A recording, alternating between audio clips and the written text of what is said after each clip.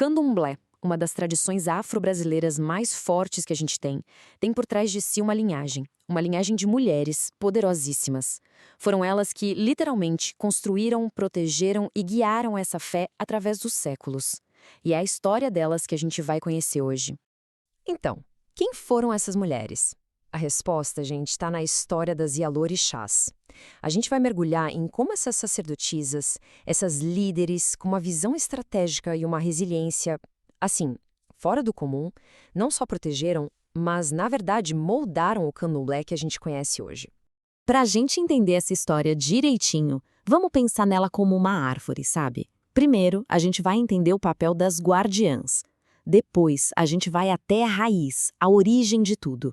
Daí, a gente explora os novos galhos, os ramos que foram surgindo, vamos conhecer as líderes que batalharam pelo reconhecimento e, por fim, o legado vivo que elas deixaram e que está aí até hoje.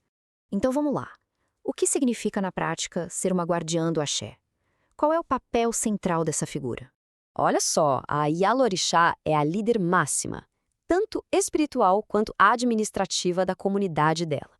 Por séculos, essas mulheres foram, sem exagero, a espinha dorsal do candomblé. Foram elas que garantiram que a religião sobrevivesse e continuasse. E é importante entender uma coisa: essa liderança não nasceu do nada. Ela foi forjada, sabe, num ambiente de muita, mas muita diversidade. A religião foi perseguida sistematicamente pelas autoridades por muito tempo. Bom, e para toda essa resistência a existir, era preciso ter uma base muito sólida, né? É aí que a nossa história vai para a raiz de tudo, o primeiro e mais antigo terreiro do Brasil. Fundado lá no comecinho do século XIX, o terreiro Casa Branca, gente, é muito mais que um templo. É um marco histórico mesmo. Um verdadeiro monumento que mostra a força, a resiliência da cultura afro-brasileira. E agora, olha que impressionante. O que a gente vê aqui é uma corrente de liderança feminina que nunca foi quebrada. São quase 2 séculos de mulheres guiando o Casa Branca, desde a fundadora, Yana So, até hoje. Mas como acontece com toda árvore forte, né? Aquela raiz única começou a dar origem a novos e influentes ramos. E adivinha? Todos eles liderados por mulheres visionárias, que foram lá e criaram suas próprias comunidades. Essa expansão aconteceu a partir do que a gente chama de dissensões, ou seja, cisões. E daí surgiram 2 dos terreiros mais importantes que existem, o Gantois e o Opuafonjá. E o detalhe é que eles foram fundados por mulheres que saíram lá da casa-mãe, da Casa Branca. E com isso, a gente chega no século XX. Um período, assim, que a luta ficou ainda mais intensa, mas que, ao mesmo tempo, revelou uma liderança feminina incrível. Foram elas que conseguiram levar o candomblé para um outro patamar, para a consciência nacional. Tenta imaginar a situação, a pressão constante. Para praticar a sua própria fé, você precisava pedir uma licença, uma permissão para a polícia. A mesma polícia que muitas vezes reprimia e invadia os terreiros. É surreal. E é nesse cenário que surge uma figura, uau, uma estrategista brilhante, Mãe Aninha do Afonjá.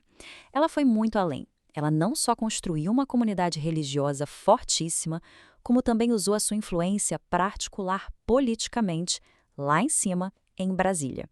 E ela conseguiu uma vitória legal, histórica, para a liberdade religiosa no Brasil. Essa frase da mãe menininha do Gantois, ela mostra o lado humano, o peso pessoal que essa liderança tinha. Ela fala do medo horroroso da missão. Dá para sentir o fardo, né? E mesmo com todo esse peso, ela se tornou uma figura central para acabar com as restrições da polícia e, mais do que isso, para abrir as portas do terreiro dela para toda a sociedade. Pois é, e toda essa luta a uma hora começa a dar resultado. O ano de 1984 é um marco, é um momento chave de reconhecimento de todo esse esforço. Foi exatamente em 84 que o governo federal finalmente reconheceu oficialmente a nossa raiz, a Casa Branca, como patrimônio histórico nacional. Uma vitória gigantesca que abriu as portas para a proteção de muitos outros terreiros depois. E a liderança não parou de evoluir. Olha só o caso da mãe Estela de Oxóssi, que veio da linhagem da mãe Aninha. Ela construiu uma ponte totalmente nova entre o sagrado e o mundo intelectual. Ela se tornou escritora, publicou vários livros e foi a primeira Yalorixá a entrar para a Academia de Letras da Bahia. Uma imortal. É incrível. Então, O que a gente pode tirar, no fim das contas, de toda essa linhagem incrível de mulheres?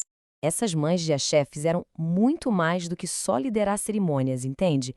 Elas foram guardiões da cultura, elas arquitetaram a resistência e atuaram como verdadeiras diplomatas que batalharam e finalmente conquistaram um reconhecimento nacional para sua fé. Mas talvez o legado mais poderoso de todos seja o próprio modelo, a governança matriarcal. É um sistema que não só garantiu que a religião sobrevivesse, ele se provou absolutamente essencial para a força e para a continuidade do candomblé até hoje. Isso deixa a gente com uma provocação final, né? No mundo e no Brasil, que ainda debate tanto a liderança feminina, o que a gente pode aprender com uma tradição onde essa liderança não é debate, é a base, a fundação inabalável há mais de 200 anos?